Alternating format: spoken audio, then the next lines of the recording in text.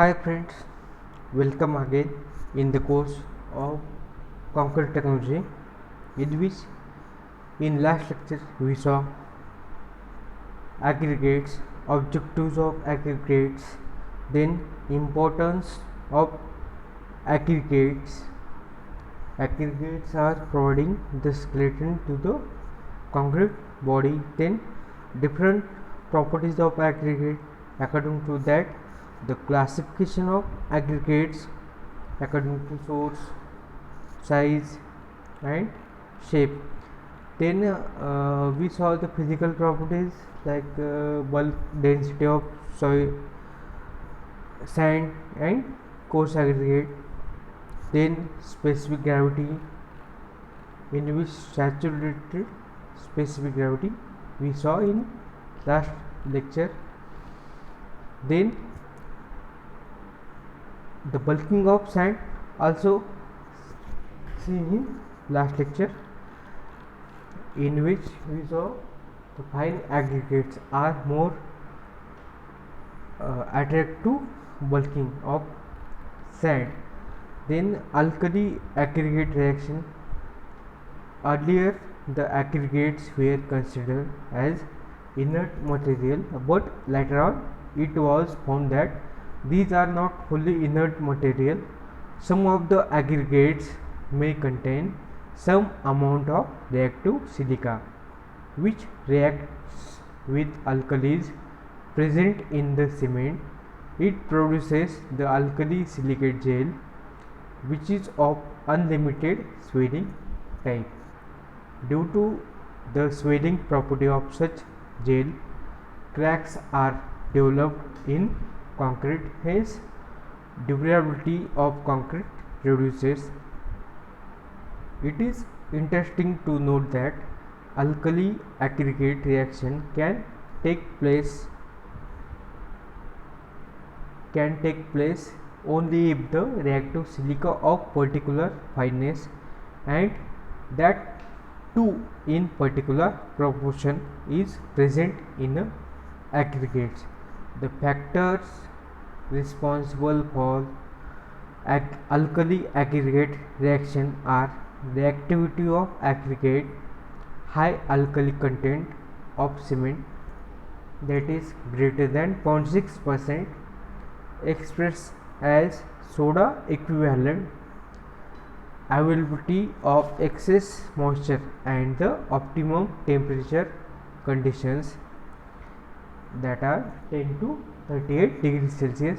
So it is quite possible to reduce the probable of such reaction by changing the proportion of fineness of reactive silica or both, and by controlling the availability of excess moisture or temperature. Mortar bars expansion test.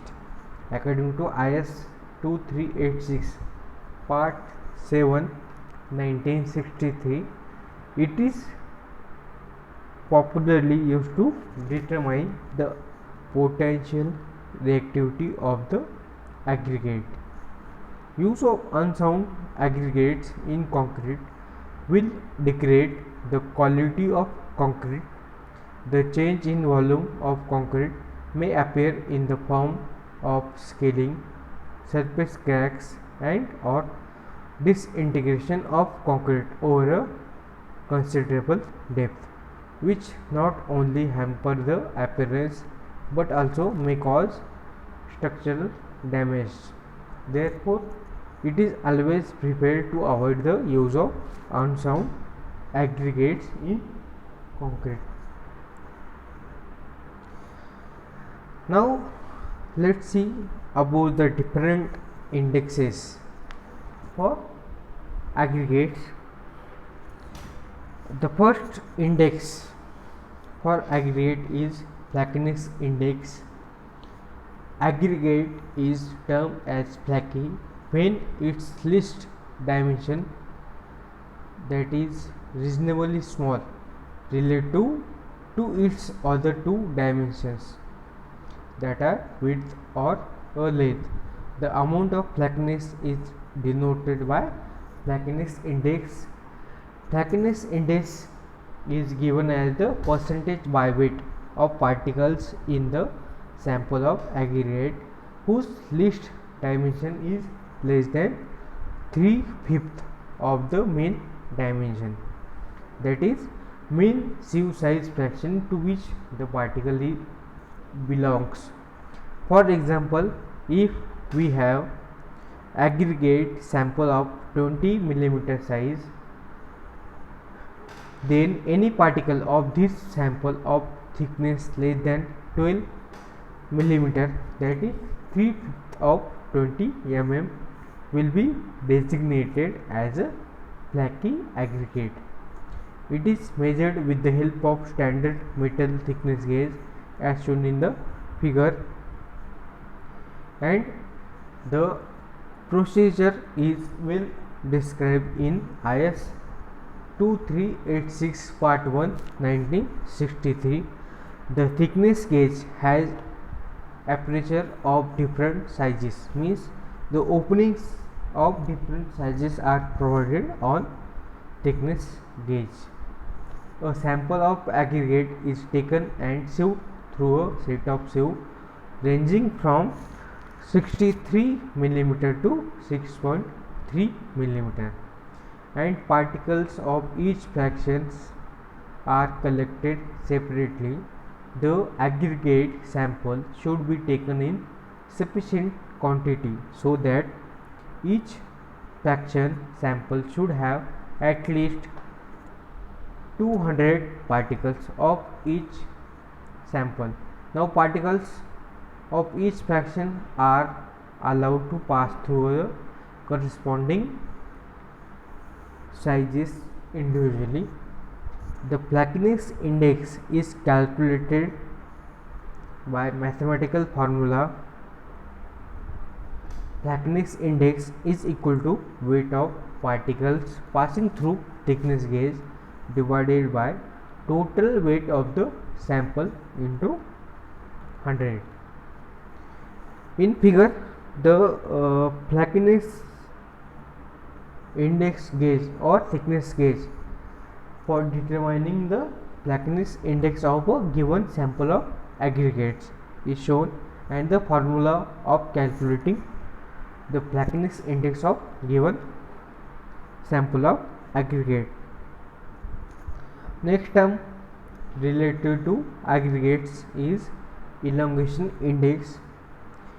Aggregate is termed as elongated when its greatest dimension, that is length, is reasonably large relative to its mean dimension.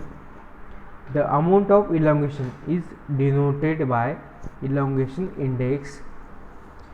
Elongation index is given as the percentage by weight of particles in the sample of aggregate whose greatest dimension, that is length, is greater than 9/5 times of their mean dimension, that is mean sieve size fraction to which the particle belongs. For example, if we have aggregate sample of 20 millimeter mean size, then any particle of this sample having its length greater than 36 millimeter, that is 9/5 of 20 millimeter, will be designated as elongated aggregate. The elongation index is applicable to particles of sizes 6.3 millimeter or greater. It is measured with the help of standard meter length gauge as shown in figure, and as described in IS 2386 part 1 1963. The length gauge has apertures of different sizes. The sample of aggregates is taken and sieved through a set of sieves ranging from 63 millimeter to 6.3 millimeter, and particles of each fraction are collected separately. The aggregate sample should be taken in sufficient quantity so that each fraction sample should have at least 200 particles. Now particles of each fraction are allowed to pass through the corresponding aperture individually. The elongation index is calculated by the formula, that is elongation index is equal to weight of particles retained on the length gauge divided by total weight of the sample into 100, and length gauge is shown in figure, in which the sizes are different. The sizes shown are passing of sieve and written on sieve. The sample is taken, example, the sample of 20 millimeter written on sieve. The sample particles are written on sieve, size of 20 millimeter and passing through 25 millimeter sieve. Then next is sieve analysis. Sieve analysis is a procedure for finding the proportion of different standard size fraction of aggregates present in a sample. For this, the aggregate sample is sieved through a set of standard sieve taken in order as shown in figure or table. The sieves are arranged in descending order from top to bottom, with sieve of maximum size at top. The procedure for sieve analysis is as per IS 2386 part 1. The sieve sets are taken in the order like 80 mm in the top, then 40 mm, then 20 mm, then 10 mm size sieve, then 4.75 mm size sieve, then 2.36, then 1.18, then 600 micron and 300 micron, and last at the bottom 150 micron. You may note that the size of any sieve is about half of the previous sieve. For performing the sieve analysis, appropriate weight of the aggregate sample is taken as per IS specification and are shown in the table. The weight of sample to be taken depend upon the maximum size of aggregate present subsequently in the sample. Like that, as shown in the table, the particle size or sample of 33 millimeter size, the sample to be taken for sieving in kg is 50 kilogram. Same as for 20 millimeter sample, 20 millimeter aggregate, the sample would be 5 kg. Like that, at the bottom of the table, for 2.36 sieve, the sample weight is 0.1 kilogram. The table shows the minimum weight of aggregate sample to be taken for sieve analysis. Then the below table, the table shown in the figure, gives a sample calculations of sieve analysis to determine various related parameters. After sieving the aggregate sample, take 1000 grams through the set of sieve in a standard manner. The material retained on each sieve is measured by weight and tabulated in table in column number 2 of the table. The weight retained on each sieve represent the size range of particles. For example, weight retained on 2.36 millimeter sieve, that is 120 grams, indicates that this particular fraction of aggregate is having the particle size less than greater than 2.36 millimeter and less than 4.75 millimeter. In column number 3 of the table, the percentage weight retained on each sieve is calculated as per the table shown in the slide. It indicates the percentage of that particular fraction present in the given aggregate sample. For a particular size, sieve size, the weight retained on the sieve is equal to, that indicated by S x, is equal to weight retained on the sieve divided by the total weight of the aggregate sample into 100. For example, percentage weight retained on 2.36 millimeter sieve is calculated as 120 divided by the weight of the sample, that is 1000 grams into 100 is equal to 12%. Then in column number 4 of the table, the cumulative percentage retained on each sieve is calculated, which for sieve Hx will be equal to the cumulative sum of the percentage weight retained on the each sieve given in column 3. In column number 3, for 10 millimeter size, the weight retained is 0, therefore the cumulative percentage retained is also 0. Then for 4.75 millimeter, the weight retained in column number 3 is 3%, then cumulative percentage retained is 3. Then for 2.36 millimeter, the weight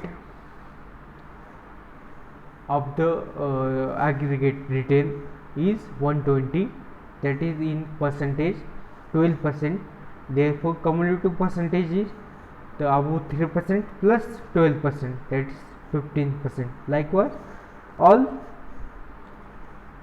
cumulative percentage retained is taken in calculation.